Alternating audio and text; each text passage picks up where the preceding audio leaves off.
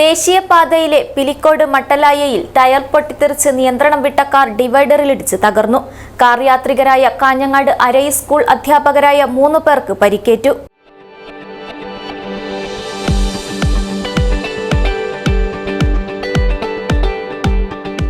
കരുതലിന്റെ കാവൽ ഇനി ഇവിടെ. വിൻടച്ച് മൾട്ടി സ്പെഷ്യാലിറ്റി ഹോസ്പിറ്റൽ, കാസർഗോഡ്.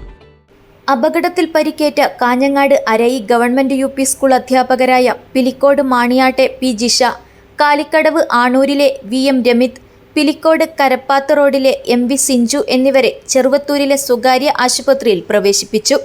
വ്യാഴാഴ്ച രാവിലെ 9 മണിയോടെ ദേശീയപാതയിലെ പിലിക്കോട് മട്ടലായയിലാണ് അപകടം.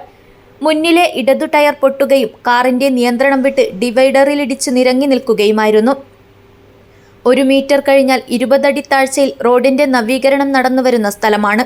ഭാഗ്യം കൊണ്ട് മാത്രമാണ് ഡിവൈഡറിൽ തട്ടി കാർ നിന്നത്. അപകടത്തിൽ പരിക്കേറ്റ മാണിയാട്ടെ P ജിഷയ്ക്ക് നെറ്റിയിൽ ആഴത്തിൽ മുറിവുണ്ട്. മറ്റ് അധ്യാപകരുടെ പരിക്ക് സാരമുള്ളതല്ല. അധ്യാപകനായ കാലിക്കടവ് ആണൂരിലെ രമിത്താണ് കാർ ഓടിച്ചത്. അപകടം നടന്നയുടൻ അതുവഴി വന്ന കാഞ്ഞങ്ങാട് DYSP PK സുരേഷ് ബാബുവിന്റെ നിർദ്ദേശത്തിൽ നാട്ടുകാർ പരിക്കേറ്റ അധ്യാപകരെ ആശുപത്രിയിലേക്ക് മാറ്റി കാർ പാതയോരത്തേക്ക് നീക്കിയിടുകയുമായിരുന്നു. ഉറുമീസ് തൃക്കരിപ്പൂർ, ന്യൂസ് ബ്യൂറോ, ചെറുവത്തൂർ.